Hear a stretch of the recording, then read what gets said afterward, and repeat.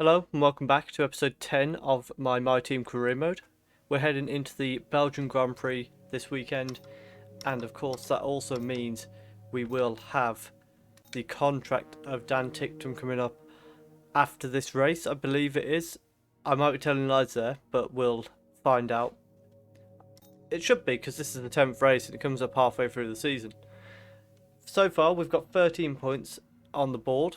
We're just ahead of Lance Stroll by a point. However, Dan is sitting very low down, even in the zeros, so he's not 100% going to be staying. He'll probably stay for this season, I think, but maybe not next season. We'll probably be looking elsewhere. Heading into the race weekend, we are going to drop down to the first engine parts so that we can use them throughout practice, except maybe the turbocharger, because that's nearly gone. And then of course heading into qualifying we'll be going with the fresher engine. Belgium uses quite a lot on your straight line speed, so hopefully we can get that going for us this week. We are going to be looking at improving one of the departments here. I think we might improve the aerodynamics, and then that leaves us chance to improve our aero throughout the coming weeks. I think if we have a look here, we should be able to... We can't have a look at the aero because we've got nothing we could potentially upgrade. But you can see here, chassis, we're now above Williams and Haas. On the power unit, we've got the cylinder head coming in soon, which will send us up level with about McLaren, maybe, and Williams.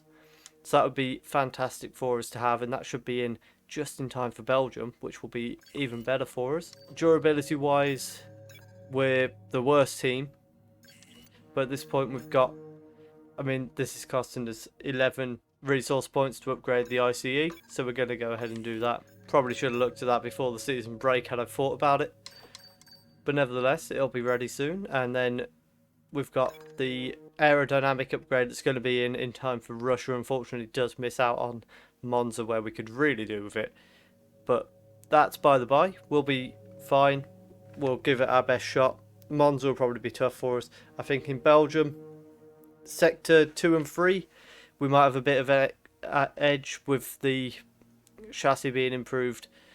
Aero wise through sector 1 is going to be a struggle for us. But let's head into the race weekend. I'm going to give you a quick update on how the weather's going to be, and then we'll see you after qualifying. So we have had Kimi Räikkönen announce his retirement heading into this weekend. Gutted about that, because I would have really liked to bring him in for at least one season with us. One of my favourite drivers on the grid, but it's not to be. Disaster, as the engine power cylinder head upgrade failed the day before the Belgian Grand Prix, so that's not going to be in the car, unfortunately. And into the race, we're not expecting any rain. There's a slight chance in qualifying, and perhaps towards the end of the race we are more likely to get some during practice 2, however. But hopefully we'll be able to get everything completed during practice 1, and we'll see you ahead of qualifying.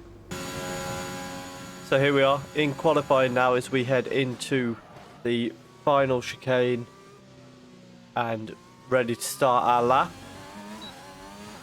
In Belgium we've got this fresh engine in, hopefully it can do us good.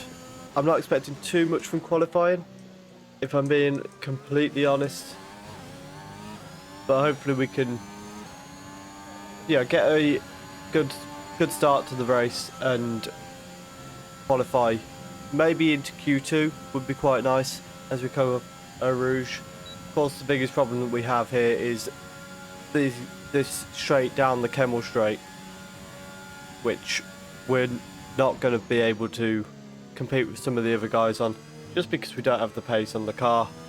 Our aerodynamics just aren't at the level of some, as Mick gets out our way as we head in towards No Name. And now through turn 11. This corner, like to get aggressive on the exit so that we can go into this long left-hander with a lot of speed, not even dropping out of gear 8, and then into this little set of chicanes here, Campus and Stavlo, and we come out nicely through turn 15. Out of turn 16 we get just next to the curb and accelerate down into the final, through the final sector. Again, this is a sector that we will struggle with a little bit because of not having the aerodynamics that the other teams do, and into the bus stop chicane.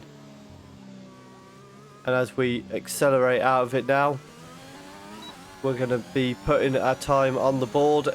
We're 1.8 seconds down on Carlos Sainz, which is to be expected in some ways. He's in a Ferrari.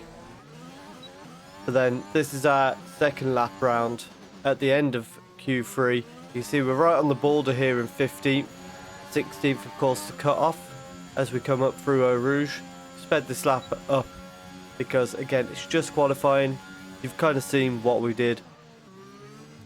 We come through Les Cambus, and then you can see as we come through No Name, we actually get to a point where we're 2/10 up on our previous lap, which could be absolutely massive in terms of qualifying for Q2.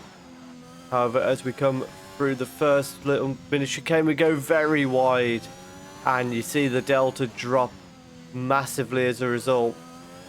We end up back in the green very slightly, but it was a very poor sector there. And, well, poor end to the sector, I should say. The overall sector was going quite well. But then now, as we head up towards the bus stop chicane, you can see we're down in 18th now, after some of the other guys have put lap times in. And as we accelerate out, we're going to be just under 1/10 down. We're not quite going to improve our lap, which means we are out in Q1, qualifying in what we presume will be 18th. As we scroll down here, let's have a look. We are indeed 18th. 1/10 off being through to Q2, which is very frustrating because we had that in the bag if we hadn't gone wide in that corner. Debut of a young Michael Schumacher. There's always something special around one of the many corners of this fan-favourite circuit. Spa-Francorchamps then, a historic 19-corner circuit with a lap distance of 4.35 miles. There's over 100 metres of elevation change here, and with long stretches of the lap spent flat out, a good top speed will be vital for success. Now, Anthony Davidson, I wonder, might we be in for some early pit stops today from the midfield teams, all trying to put some pressure on or disrupting things for the leaders up front? If you're in the middle of the pack, you know, you got your own race to run, I don't think they're going to be thinking about causing trouble up front.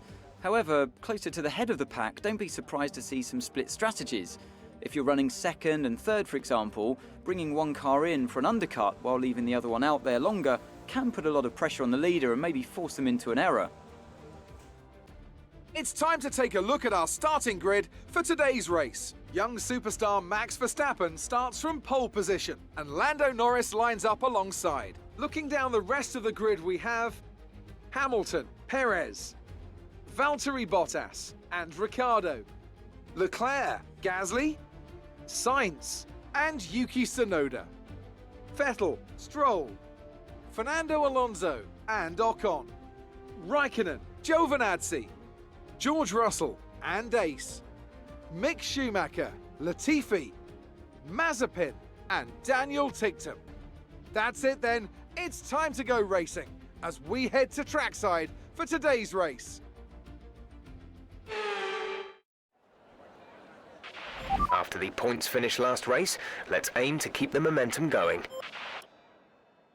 So we're going to have a look at strategy. We've got the option of soft and mediums being suggested for us, with the personalised one sending us a lap longer.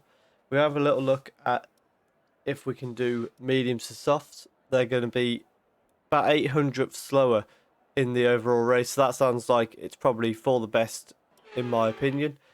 Similar to what we've done recently, lets us out at the end of the race. 5 red lights and away we go. It's a poor start there as we don't get off the line very well at all. And into turn 1, we are very lucky to avoid contact here, side by side with about 3 cars through there.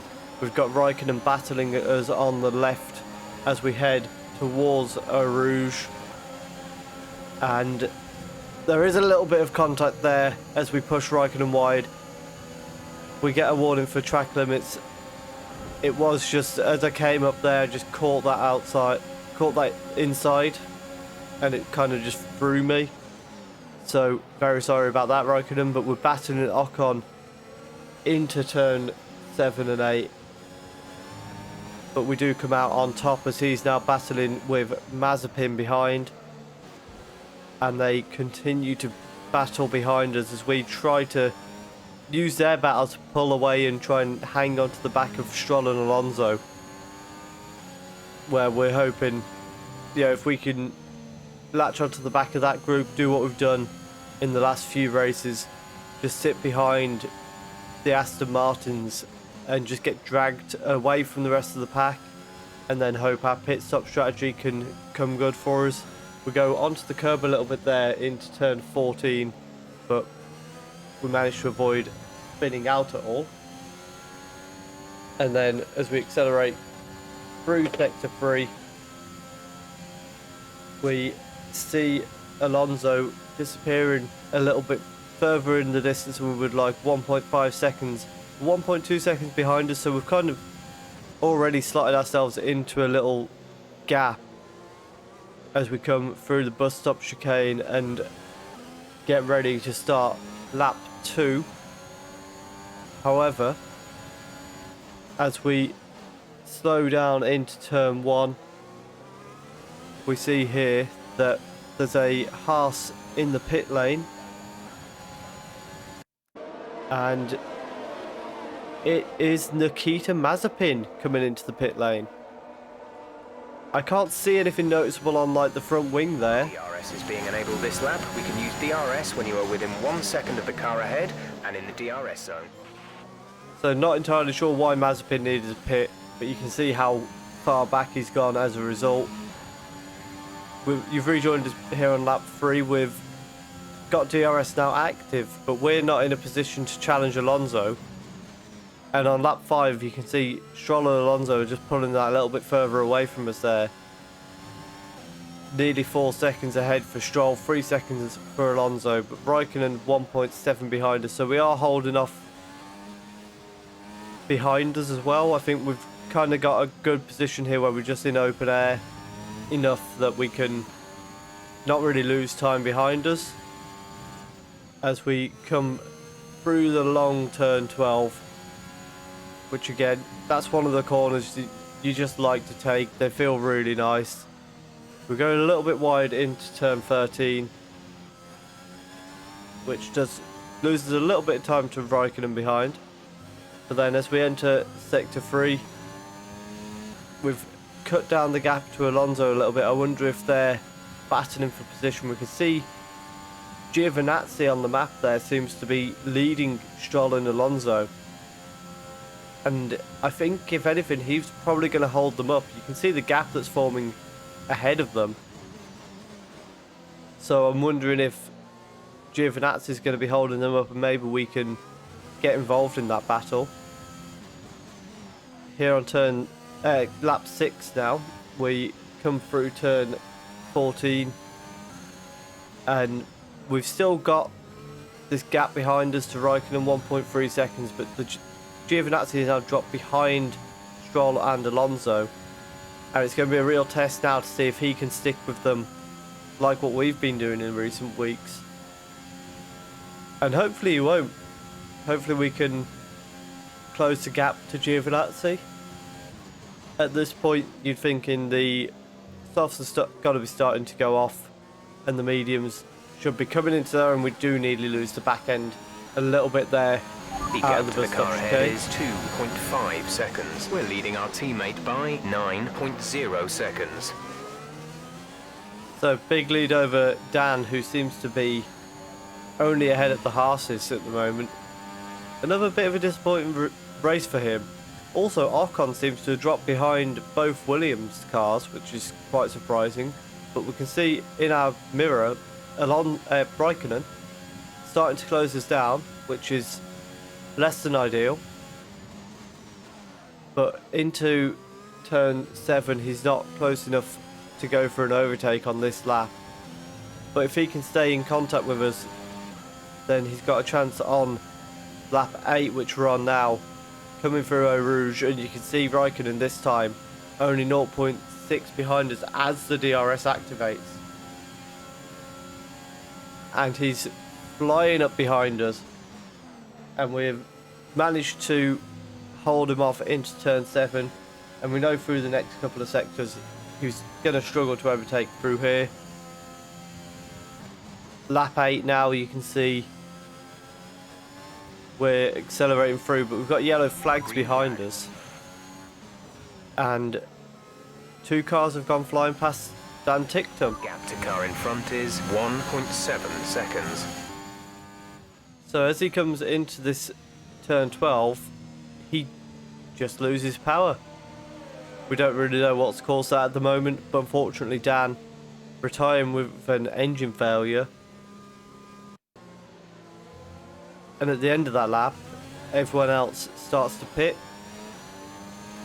You're in the top 10 now. Keep it up. So unfortunately for Dan, he is out of the race. From my perspective, I'm glad it's not my engine failing this time. We actually come just past Hamilton as we get past the people pit stopping. That was a strange way to say that. But of course, it's Hamilton. We're not going to defend from him. We're going to just let him pass. Hop into his slipstream. See if we can just pull ourselves a little bit closer to Giovinazzi. And we do the same with Norris 1 lap later. Just sitting in his slipstream as Leclerc comes up the inside of us and we let him through. No, he backs out for some reason. Perez is now there. As we come round No Name and towards the long turn 12, Perez goes past us there and Leclerc follows momentarily. At the start of lap 11, Sainz has also gone past us, and we've got Ricciardo in our rear view mirror, and as usual we let him pass.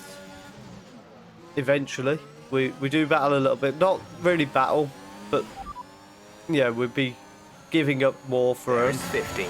The difference is 14.8 seconds. The time last lap was a 1:49.9. So at this stage I had declared Raikkonen as my rival, and you might have caught in this lap, push now. in the bottom right, we're expected to come out in 15th from our pit stop. And that of course means we're going to be expecting to come out just behind Raikkonen, in between that gap between him and I think it's Russell that's behind him. However, we're going to be on the softs for the last 8 laps, so hopefully the fact that we're on those softs will be able to close that gap down against what's going to be quite warm mediums at this stage, as you see us come into our pit stop. And it's a very nice stop there if we can get the Exit softs now. on. Look after these tyres now. We want to finish the race on this compound. And of course that's going to be our aim, to finish the race on this set of softs.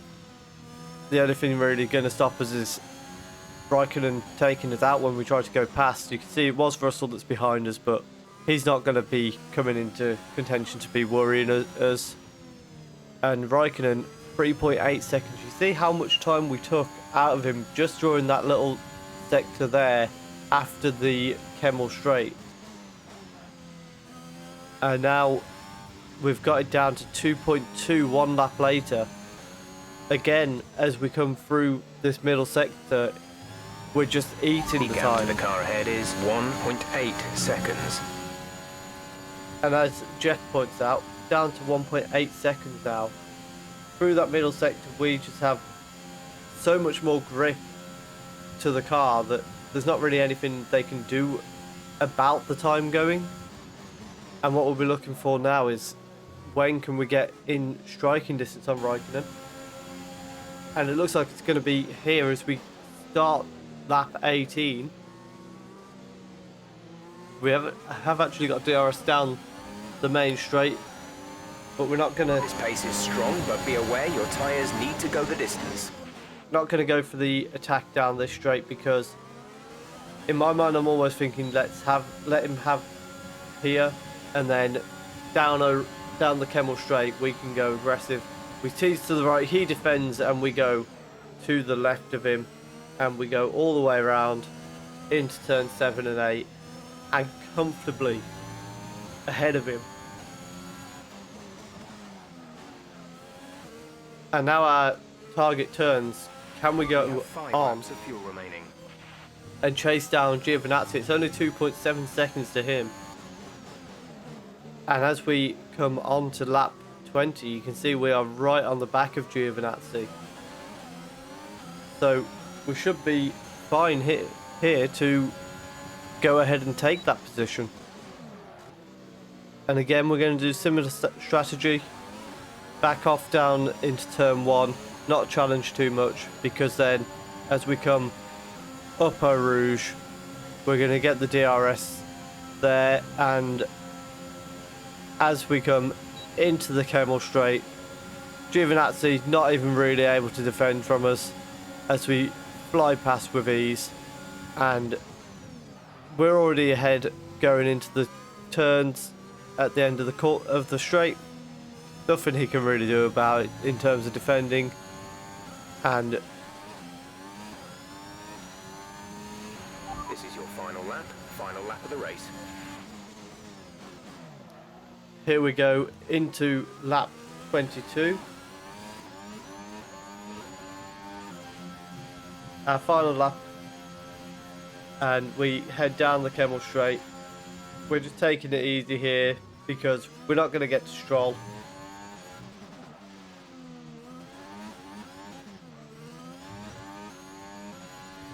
But we're more than comfortable ahead of Giovinazzi and Raikkonen as Verstappen wins the race. Bottas gets fastest lap. So still an extra point there for Valtteri Bottas, who I assume has finished second with how quick that came up. Or not, because Lando Norris has stolen the point. And we cross the line in 13th place. Alright, race over. Take care of the car on the way in. So, no points for us this week, but nevertheless we had a good race, and hopefully we can head on towards the next race in Holland in a good position. If you have enjoyed that, please do leave a like. Comment whether you think we should let Dan stay on after Holland. I'm less than convinced. Subscribe if you are enjoying the series, and thank you very much for watching.